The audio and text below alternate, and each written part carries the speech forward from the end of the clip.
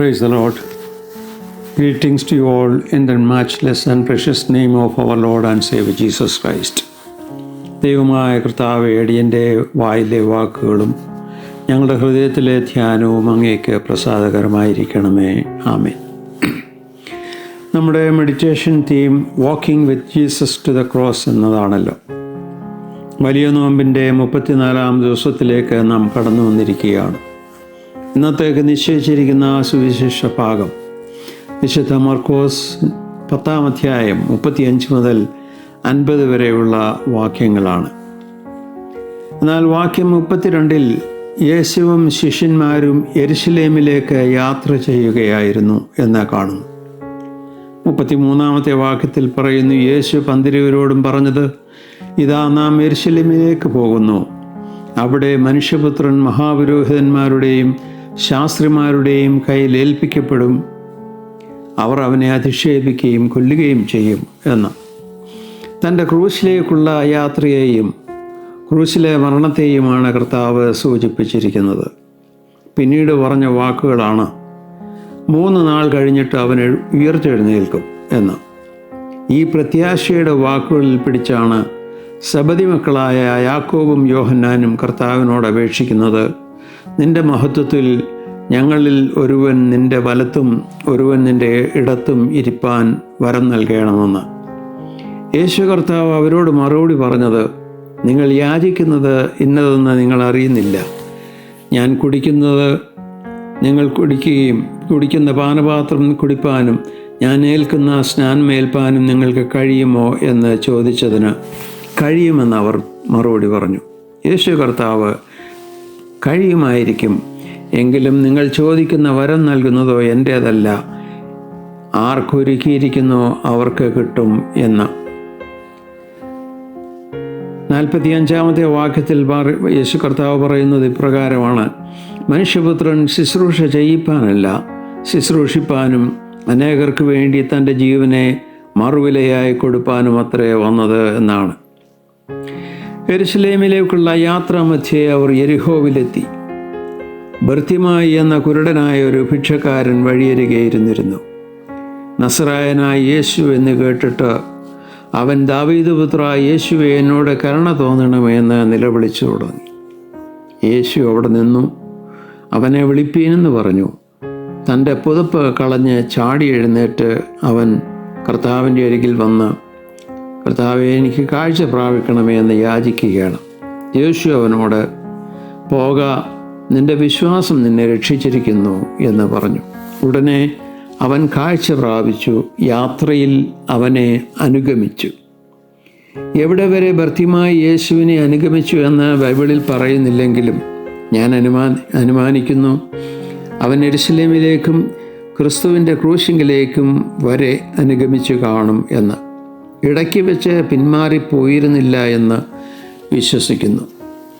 മർക്കോസ് 15:21 നാം വായിക്കുന്നു, അലക്സാണ്ടറിൻ്റെയും റൂഫോസിൻ്റെയും അപ്പനായി വയലിൽ നിന്ന് വരുന്ന കുറേനക്കാരനായ ശിമോനെ അവൻ്റെ ക്രൂശ് ചുമപ്പാൻ നിർബന്ധിച്ചു. ശിമോൻ്റെ മകൻ റൂഫോസ് അങ്ങനെ കർത്താവിൽ പ്രസിദ്ധനായവനെന്ന് പൗലോസ് അപ്പോസ്തലൻ റോമറിൽ എഴുതിയ ലേഖനം 16-ാം അധ്യായം 12 പറയുന്നു. Walking with Jesus to the cross. യേശുവിനോടുകൂടെ ക്രൂശ് വരെയും അനുഗമിക്കാൻ നാം തയ്യാറാണ്. ഒരു നോർവീജിയൻ പ്ലേ റൈറ്ററും ഡയറക്ടറുമായ ഹെൻറിക് ജോഹാൻ ഇസ്ബൻ തൻ്റെ നാടകത്തിൽ ഇപ്രകാരം അവതരിപ്പിക്കുന്നുണ്ട്. ഒരു പുരോഹിതൻ മലമുകളിലെ ദേവാലയത്തിലേക്ക് ആൾക്കൂട്ടവുമായി പോവുകയാണ്. യാത്ര നീളുന്നതനുസരിച്ച് ജനത്തിൻ്റെ അസംതൃപ്തി വർദ്ധിക്കുന്നു. അവർ അദ്ദേഹത്തെ പരിഹസിക്കുകയും പരുക്കേൽപ്പിക്കുകയും ചെയ്യുന്നു. ആ സമയത്ത് ആരോ വിളിച്ചു പറഞ്ഞു, താഴെ പുഴയിൽ ഊത്ത് ഇളകിയിരിക്കുന്നു. അതോടെ ജനക്കൂട്ടത്തിൻ്റെ യാത്ര അവസാനിച്ചു. അവർ സാൽമൺ മീനുകളെ തേടി പുഴയിലേക്ക് പാഞ്ഞു. യാത്ര അവസാനിപ്പിച്ച പലരും വഴിയോര കാഴ്ചകളിൽ വീണവരാണ്. വിശ്രമസ്ഥലങ്ങളോ വിനോദ കേന്ദ്രങ്ങളോ വാസസ്ഥലമാക്കുന്നവർക്ക് പ്രതീക്ഷ അർപ്പിക്കാൻ ഒരിടമോ എത്തിച്ചേരാൻ ഒരു ലക്ഷ്യമോ ഉണ്ടാകുകയില്ല. ഒരു വഴിയും ലക്ഷ്യമാകാൻ പാടില്ല. മാർഗം മാത്രമാകണം. വഴി മനോഹരമായാലും മോശമായാലും ലക്ഷ്യം മുടങ്ങരുത്. മലമുകളിലേക്കുള്ള വഴികൾക്ക് ദൈർഘ്യമുണ്ടാകും, അവ ദുർഘടമാകും. ചെന്നെത്തേണ്ട തീരങ്ങൾക്ക് വേണ്ടി പാദങ്ങളും ക്രമീകരിക്കുന്നവർക്ക് അവകാശപ്പെട്ടതാണ് കാഴ്ചയുടെ കിരീടങ്ങൾ. എന്നാൽ യേശു കർത്താവിൻ്റെ ശിഷ്യന്മാർ ക്രൂശ് വരെയും അല്പം ദൂരെ മാറിയാണെങ്കിലും അനുഗമിച്ചിരുന്നു. അവരുടെ യാത്ര ക്രൂശ് വരെ മാത്രമായിരുന്നില്ല, അതിനപ്പുറത്തേക്കും അവർ യാത്ര തുടർന്നു. നല്ല ഇടയനായ യേശുക്രിസ്തുവിൻ്റെ പാത പിന്തുടർന്നുകൊണ്ട് തൻ്റെ ശിഷ്യന്മാർ ലോകത്തങ്ങോളം ഇങ്ങോളം യാത്ര ചെയ്ത് അനേകരെ സ്വർഗരാജ്യത്തിന് അവകാശികളാക്കി. നമ്മുടെ രാജ്യമായ ഇന്ത്യയിലും ഭാരതത്തിൽ കർത്താവിൻ്റെ സാക്ഷ്യവുമായി ക്രിസ്തു ശിഷ്യൻ തോമാസ് ലീഹ കടന്നു വന്നു. അന്ധകാരത്തിലായിരുന്നവരെ അത്ഭുത പ്രകാശത്തിലേക്ക് വഴി നടത്തി. വർഷങ്ങൾക്ക് മുമ്പ് ലണ്ടനിൽ ഒരു ഭവനത്തിലെ ചെറുബാലൻ തൻ്റെ വീടിന് മുമ്പിൽ കളിക്കുകയായിരുന്നു.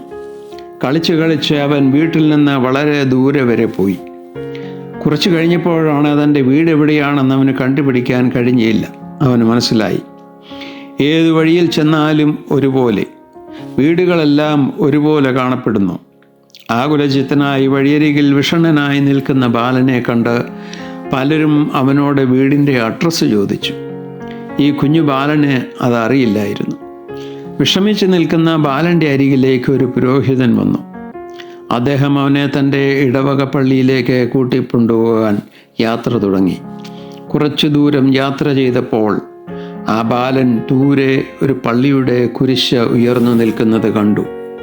ആ ബാലൻ പുരോഹിതനോട് പറഞ്ഞു, "father, lead me to the cross and I will find my home."